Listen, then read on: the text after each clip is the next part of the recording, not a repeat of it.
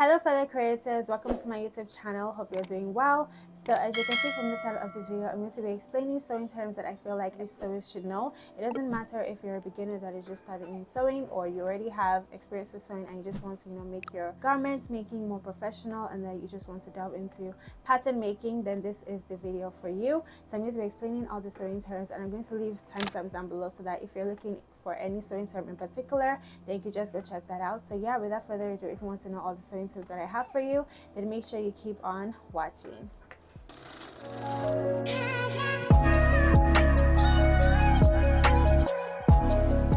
So the first sewing term that I have here is the wrong side and the right side of fabric. The wrong side of a fabric basically means the part that is dull. The fabric usually has the front side and the back side. So the dull side is usually the wrong side of the fabric. That is the part that is not really vibrant. In some fabrics, it even has like just a white background, and in some fabrics, it's like the particular print, but it's just a little bit duller. And then the right side is the part that is vibrant, and that is the part that you want to show. This is really important because most times as we're sewing, we always want to make sure that we're sewing with the right sides facing each other.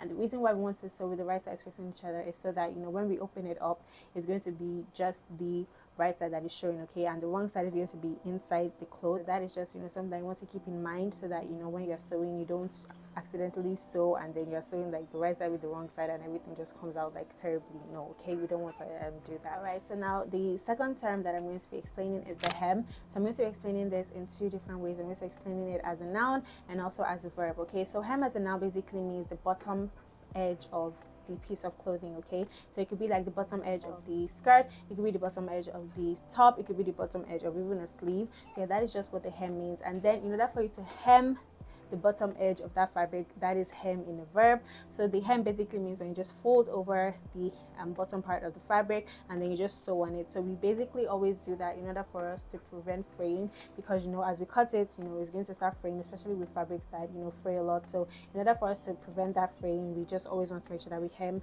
the bottom part of the fabric, and that is what hem means. Then since we already talked about fraying, we're just going to go on to fraying in three different terms. So we have fraying, selvage, and overlocking. So fraying basically means when the threads that have been used to create the fabric, they start pulling out and they start coming out and unraveling. So yeah, that is just what fraying means, and this usually happens through constant rubbing. So you don't even really have to consciously do it yourself. Like if you wear the clothes and you did not fray the edges, so just because the cloth is rubbing on your body, it will just continue to fray. And even when you want to wash your fabric, if you did not overlock it, then it's just going to keep on fraying. So yeah, that is when overlocking comes in. So overlocking is the kind of stitch that you do to the edges of the fabric in order to prevent fraying. So there are particular machines for that do that. Like the normal sewing machine that I use, the butterfly sewing machine that I use, it doesn't have that stitch on it, but there are also some sewing machines that have that stitch and also have normal sewing stitches, but they are specified machines that create that overlocking stitch, which are like the overlocking machine, overlocker, or serger. Those are three different names that we call them. So yeah, that is just that for that. So selvage basically means like the top and the bottom of the fabric. So you will notice that in every fabric that you buy, the top and the bottom doesn't unravel, and that is because when they were making the fabric at the factory, they made sure that they tightly wove the top part and the bottom part of the fabric, so that the top part and the bottom part won't be fraying, and it's only the sides that you'll be able to cut. So that is just what we call the selvage. Okay, top part and the bottom part of the fabric that is tightly woven and that is tightly sealed, so that it won't be fraying. That is what we call the selvage. All right, so the next sewing term that we have here is the center front and the center back of a garment. So the center front and the center back basically means the exact middle of a garment. It's the vertical line that indicates the exact middle of a garment, and this is really important because most times, in order for us to be able to get symmetry while we are making our clothes, so we want to make sure that what is on this right side, like the way this curve is now, the armhole curve, we want to make sure that the armhole curve on this side is the same thing as the armhole curve on this other side. Okay, and in order for us to do that, we want to make sure that we cut on a fold and that we make sure that the center front is at the center front, so that what we have here is going to be what is here. This is just really helpful when you want to cut on fold, so that that when you're drafting your pattern, you've already indicated your center front, and that will just help you to be able to divide your measurements in a way that would work for you, in order for you to be able to get symmetry. Right, so then the next term that I have here is seam allowance and ease. So seam allowance is basically the distance between the stitch line and the edge of the fabric. Okay, so this is the necessary distance that you need to have between the stitch line and the edge of the fabric, so that your stitch line is not too close to the edge of the fabric. So yeah, that is just basically what it means. So when I'm cutting my fabrics, I like to leave 0.5 inch of seam allowance, and this just helps me so that, you know, when maybe for instance I get bigger and, you know, I add more weight, I can always just like, you know, adjust the dress to fit my particular body shape. And that is also like if you're sewing for people, you know, people just always want to, you know, be able to wear the clothes that they're buying as long as they can. So that would just help so that, okay, if they add weight, like there's that space for them to be able to, you know, adjust the measurements. Ease is kind of like the same thing. Ease is just done to allow for like movement and like extra flexibility and comfortability in your clothes. So this is usually done with fabrics that are not stretchy, fabrics that don't really have that much stretch to give.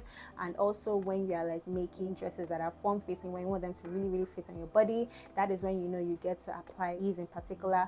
But if you're like working with fabric that already has stretch, then there's no need for that ease, because, you know, the fabric can already stretch and it can already accommodate, you know, flexibility and movement. And also like if you're like working on like a project that has like, you know, a free silhouette, like maybe like it's like a free dress, a free top, then you don't necessarily need to add ease.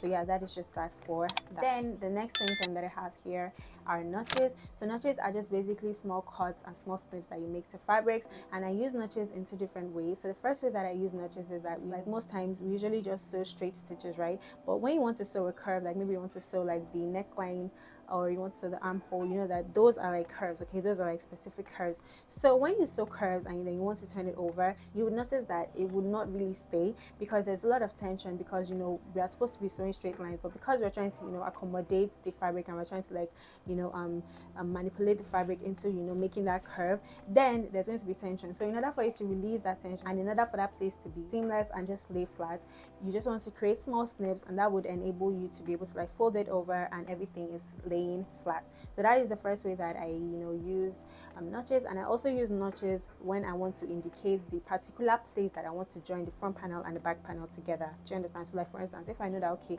I want my hip in my front panel and my hip and my back panel to align properly, then I'm going to just make small notches at the line of the hip. And this is just helpful, especially when you're a beginner, and, you know, because when we cut out fabric pieces, they just come out like that, okay? And if you're not, you know, conversant with like the way fabric works and like pattern pieces work, it can be a little bit confusing, because you're not exactly sure, okay, which side is for which, how do I know where to join these fabrics together? So that just helps you to be able to know that, okay, because I'm not this part, I know that, okay, this part is supposed to join this part, and it just makes your sewing process a lot easier and faster for you to maneuver.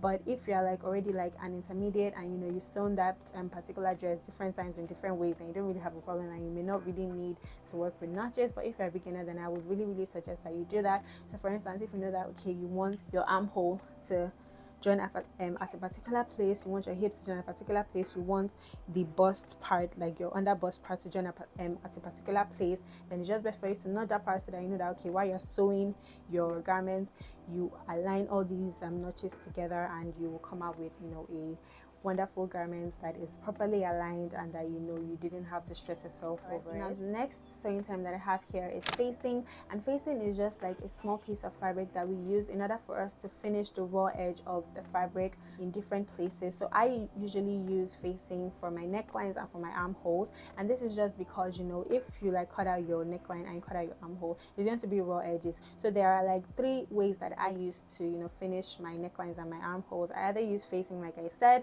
or I use a bias strip, which I have a tutorial on here, or I just, you know, hem it normally and I just fold it over and just sew it like that. But I basically use facing in different scenarios. Like one, if the thread that I have is not really matching that well with the fabric that I have, then it's just best I use facing, because when you use facing, the thread is not going to show, the stitch is not going to show, so you don't really have that problem. And also using facing just has that professional finish to it, because, okay, the stitch is not going to be showing, so it's going to look really professional, it's going to look really neat, everything is just going to lay flat. You know, you won't have that those creases that you may get from like stitching or like all of that. So it's just best that, you know, you use facing. I use facing most of the time, but sometimes some styles just require me using either bias strip or just the normal hemming method to do it. But most times I use facing because it just creates a professional finish for the garments. I have a tutorial on how to cut facing and sew facing, so I'm going to link it up there so that you could go check that out in case you're interested on particularly how to do it. Then last but not least, we have darts, and darts are triangular shapes that are folded and sewn in order to remove excess particular places on the human body. Okay, so when you remove that excess, you know, it would create a 3D dimensional, like a 3D shape. What's 3D dimensional?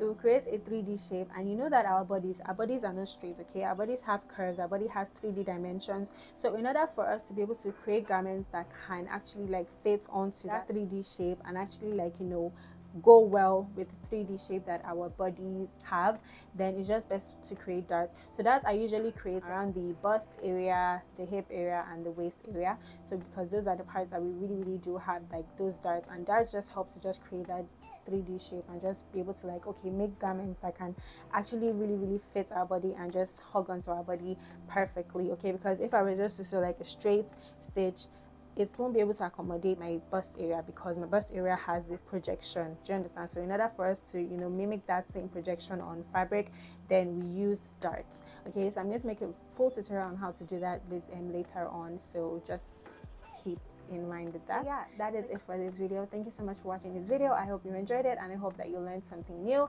I'm going to be creating more informational videos like this where I just sit down and talk and just explain different things to you, because sewing has so many things to learn about. Okay, like there are so many other sewing terms like stitches, techniques, and also like even grain line, but I just decided to make those videos like a separate video on its own, because those ones like really require a lot, and they require like a lot of demonstrations and also like, you know, explanations. So I didn't want this video to be too long. That is why I just cut them out, especially with grain line. Okay, because grain line is something that I've not been doing. I'm never going to lie. At first, when I like was learning, I was just gonna say like, is it really necessary? But now that, you know, I really want to take my sewing up a notch and I want to be more professional with my sewing, I realized that it's actually really important. So yeah, that is just one video that I'm going to be doing. So if you're interested for those videos, then make sure you leave a comment down below and, you know, hype me up. Okay, let me know that some people are waiting for me. Let me know that some people are waiting for me. All right, so yeah, that is just that for this video.